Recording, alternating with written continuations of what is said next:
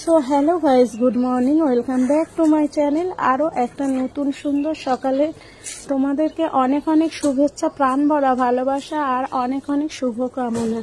তো আজ শিবরাত্রি, যদিও আমি শিবরাত্রি পুজো করি না, ঘরের পুজো যেটা দেয়া সেটা দিই, বাট উপোস কাপোস করে আলাদাভাবে আমি কিছুই করি না।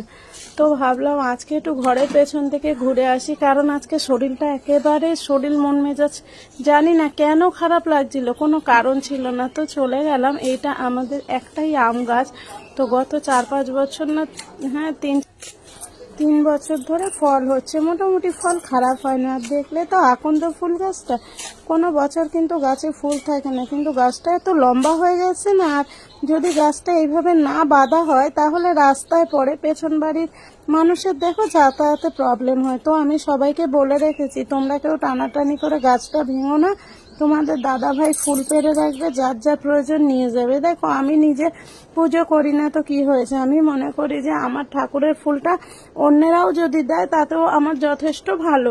গাছের ফুল ঠাকুরের পায়ে যাবে, এতে খারাপ কি? তারপরে না ভাবলাম যে দেখি একটু ঘরের কাজ করে শরীরটা ভালো লাগে কিনা। কত জামা কাপড় ভিজিয়ে কাচাকাচি করলাম জানো তো, আর যেগুলো শুকিয়েছে সেগুলো তুলে নিলাম। এখনো বিশ্বাস করবে না, বাথরুমে 3-4টে জিন্স ভেজানো রয়েছে, আর এগুলো হচ্ছে একটু সার্ফ দিয়ে কেচে নিলাম, কারণ এগুলো এমনিই পরিষ্কার ছিল, যেহেতু আমার রাতের বাসি কাপড়, আমার ছেলের কালকে সারাদিনের জামা কাপড়।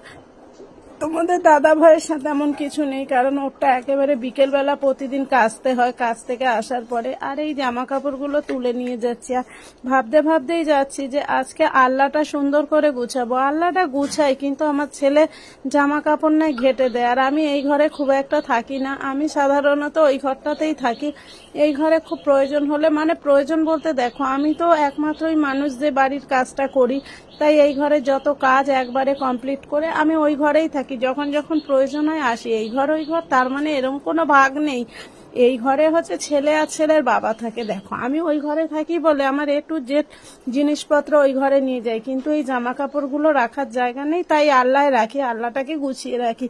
তো যাকে জামা কাপড়গুলো বিশ্বাস করো মন প্রাণ দিয়ে চেষ্টা করছি যে শরীরটাকে ভালো করব। আমি অনেক ব্লকে আমাকে দেখবে যে যখন আমার শরীর বা মন মেজাজ খুব খারাপ থাকে, তখন কিন্তু কখনো সেজে গুজিয়ে বা কখনো সংসারের কাজ করে নিজের মেন্টালিটিটা একটু চেঞ্জ করার চেষ্টা করি। এইটা হলো আমার ঘর। এই যে আমার ঘরের বিছনাটা মশারি ঠসারি তুলে নিয়েছি, প্রচন্ড মশা, তারপরে একা শুই তো ইঁদুর ঠিদুর, আমি কিন্তু ভয় পাই প্রচন্ড। ভয় আমি ভূত ঠুতের না, ভয় আমি পাই ওই যে গায়ে পড়বে মশারি টাঙিয়ে শুই, আর মশার যা গান, মশারি না টাঙিয়ে উপায় নেই। তো তারপরে বিছনার চাদর টাদরগুলো পেতে নিচ্ছি, কিন্তু বিশ্বাস করো তাতেও কিছু ভালো লাগছে না। তোমাদের দাদা ভাইকে আজকে না রান্না করে দিতে পারিনি, তাই সকালবেলা একটুখানি ওর খাবার করে দিয়েছিলাম, কিন্তু ও খেয়ে যায়নি।